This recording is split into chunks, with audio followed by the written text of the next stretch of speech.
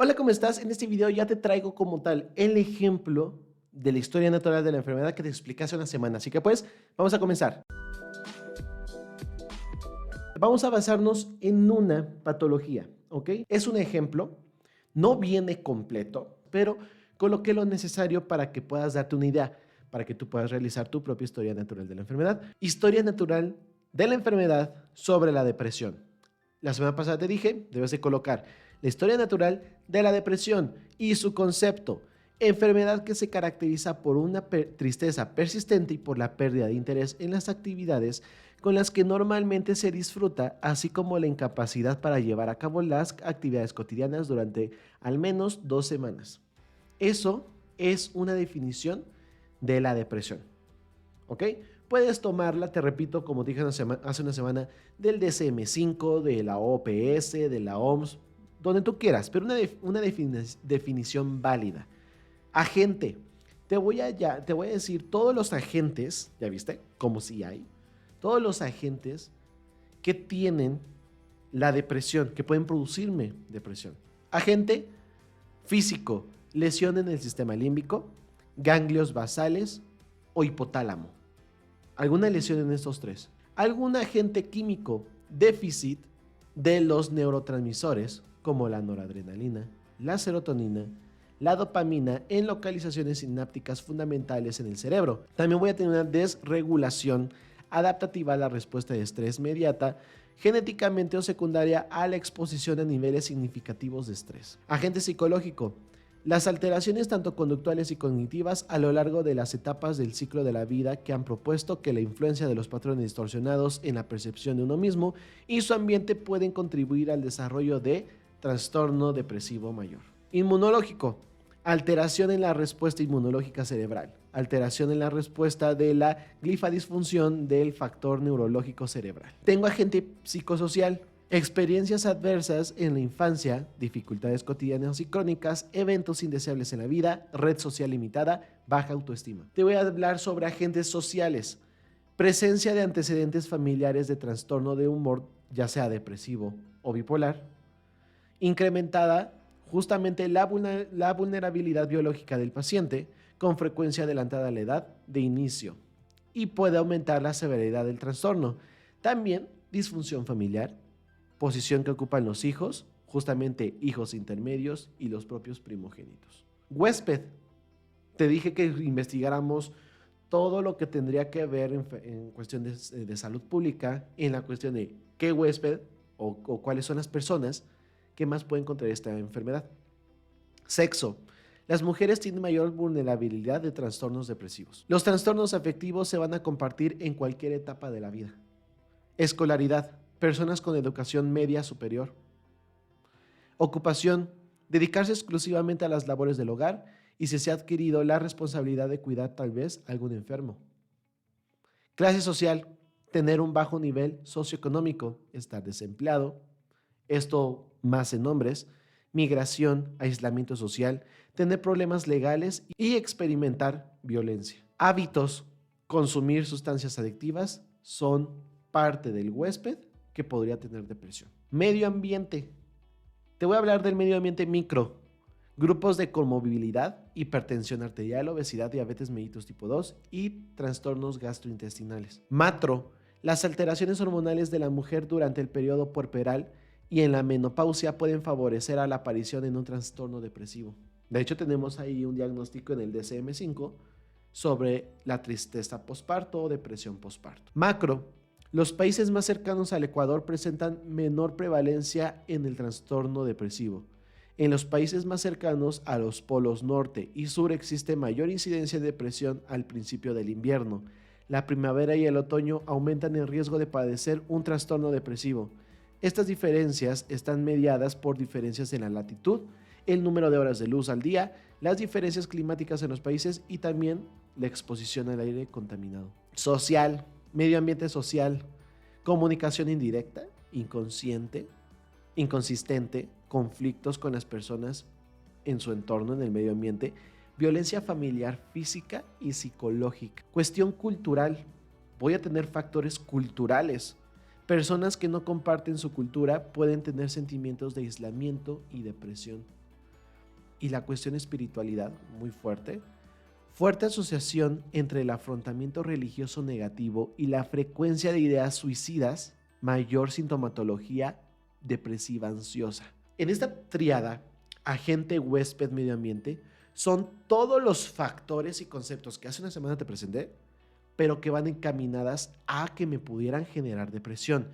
Si uno de estos, yo te hablé la semana pasada de un concepto, si uno de estos se rompe, si alguna de estas cosas se rompe, puede generar el inicio de la enfermedad. Es decir, si una persona tiene cualquiera de estas características en esta tríada, posiblemente pueda desarrollar depresión. Y esto ya lo estamos nosotros comunicando en mi historia natural de la enfermedad, porque algunas de estas características en mi proceso enfermero las puede tener el paciente. Vamos arriba.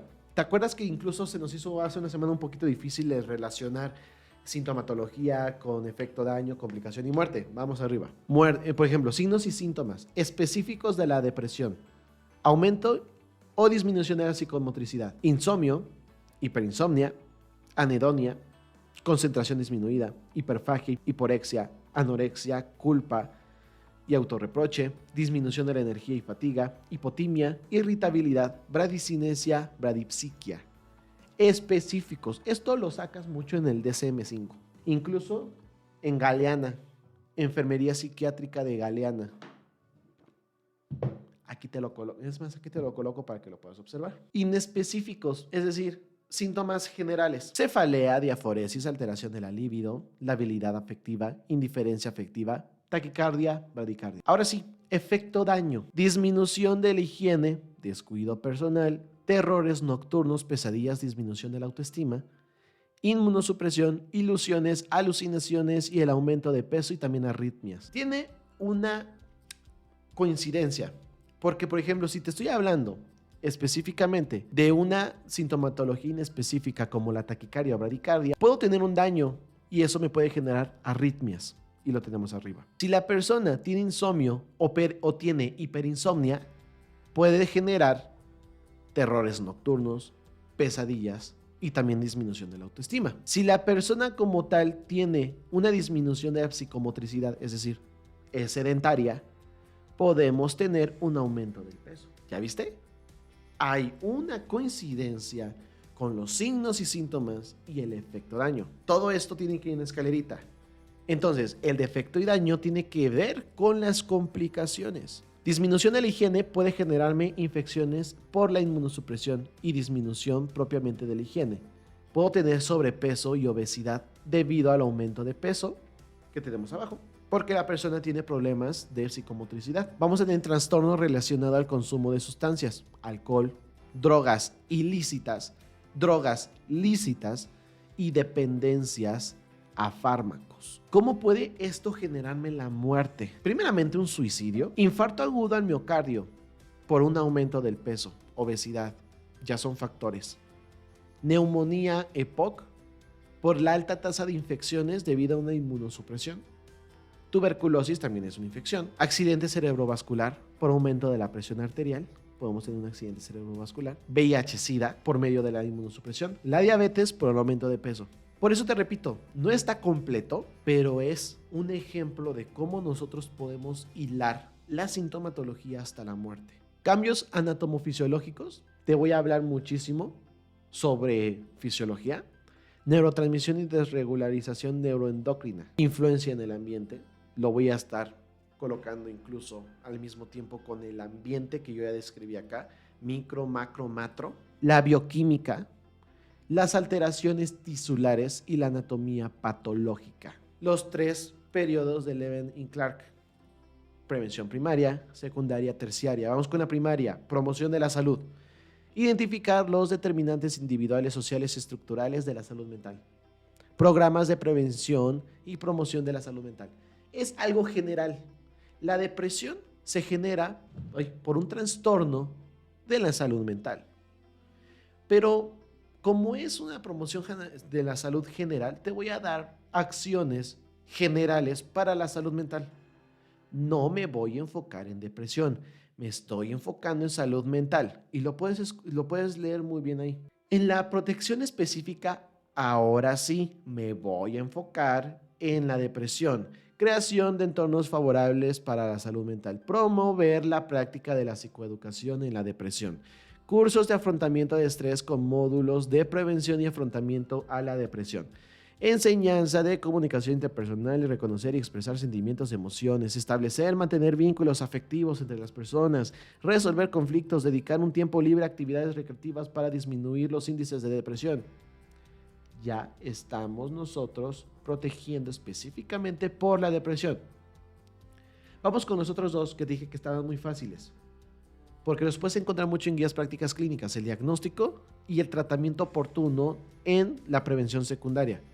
En el diagnóstico vamos a tener todo esto, uso de escalas. Como estoy hablando de la depresión, se tienen muchas escalas, muchos test, en donde puedo yo ya puntuar, mediante una puntuación yo ya puedo como tal colocar o diagnosticar al paciente con depresión.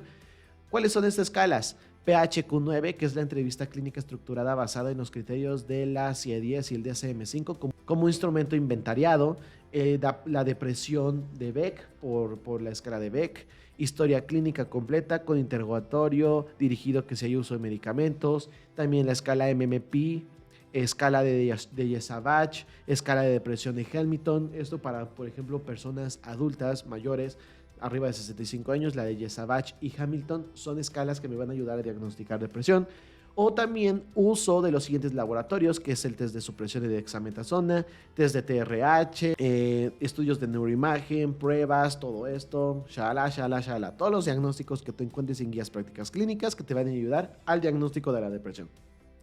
Tratamiento oportuno, no farmacológico, terapia cognitiva conductual, activación conductual, terapia de inclusión de la pareja, autoayuda diaria, el ejercicio físico, terapia electroconvulsiva y cuestiones farmacológicas, primera línea de elección, antidepresivos, inhibidores selectivos de la recaptación de noradrenalina, inhibidores selectivos de la recaptación de serotonina, inhibidores selectivos, no selectivos de la recaptación de serotonina y noradrenalina, y antidepresivos tricíclicos. Vamos a tener a lo mejor antipsicóticos, benzodiazepinas, ansiolíticos, barbitúricos, lo que tú gustes y mandes. Aquí lo tienes que colocar. El medicamento, la dosis diaria y todo esto, ¿ok? Inhibidores. Aquí vamos a tener un montón de antidepresivos. De hecho, los antidepresivos son muchísimos. Bueno, ya te los dije. Te acabo de decir algunos de los muchos que hay. Ahora sí, prevención terciaria. Limitación de la incapacidad. ¿Qué es lo que vamos a tener aquí en la limitación de la incapacidad? Bueno, aquí ya vamos a ver acciones antes de que se provoque un daño fuerte. Realización y asesoría de recursos de higiene, ayuda con el autocuidado, lavado de manos, orientación clínico-dietética, manejo del peso, programas de mantenimiento del peso sano, evaluación constantemente de la tensión arterial, actividad física frecuente, programas de ejercicio supervisado, psicoeducación acerca de los trastornos de consumo de sustancias ilícitas e ilícitas, lo que tú gustes. La rehabilitación es cuando ya hay un daño, por ejemplo, cuando el paciente ya se trató de suicidar, riesgo de suicidio, mantener conexiones sociales, recibir apoyo de amigos y familiares es esencial para la recuperación, fomentar relaciones positivas, fomentación de la actividad física, mantener una dieta equilibrada, sueño de calidad, aprender técnicas de manejo de estrés y relajación, meditación, yoga, lo que tú gustes. Todas las acciones que tienes que realizar en estos dos periodos, en el prepatogénico, en el patogénico, justamente en la prevención primaria, secundaria y terciaria. Todo esto lo tenemos que llenar de esta manera. Espero que te haya gustado el video, que te haya servido demasiado. Es un ejemplo, guíate en él. Y ya te subí en la semana pasada cómo hacerlo y cómo son los conceptos. Te expliqué los conceptos y el porqué de los conceptos. Suscríbete, te dejo un video por acá y nos vemos a la próxima.